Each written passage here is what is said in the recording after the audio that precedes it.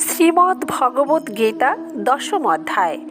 এই অধ্যায়ে ভগবান যে তার 20টি বিভূতির কথা জানিয়েছেন, তাদের 5টি হল বুদ্ধি, জ্ঞান, সম্মোহ, অসম্মোহ ও ক্ষমা। সূক্ষ্ম কোনো বিষয়কে নিশ্চয় করার সামর্থ্য বা বৃত্তিকে বলা হয় বুদ্ধি।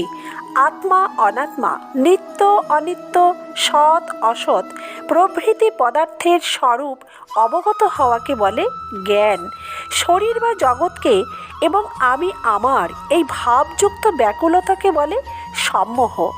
বিচার বিবেচনার দ্বারা বিবেকযুক্ত হয়ে ব্যাকুলতা না করাকে বলে অসম্মোহ। সামর্থ্য থাকলেও অপরাধীর অপরাধ সহ্য করা, আক্রোশ প্রকাশ না করা, নির্বিকার থাকা এবং ওই অপরাধী যেন ভগবানের কাছেও শাস্তি না পায়, এই মনোভাবকে বলে ক্ষমা।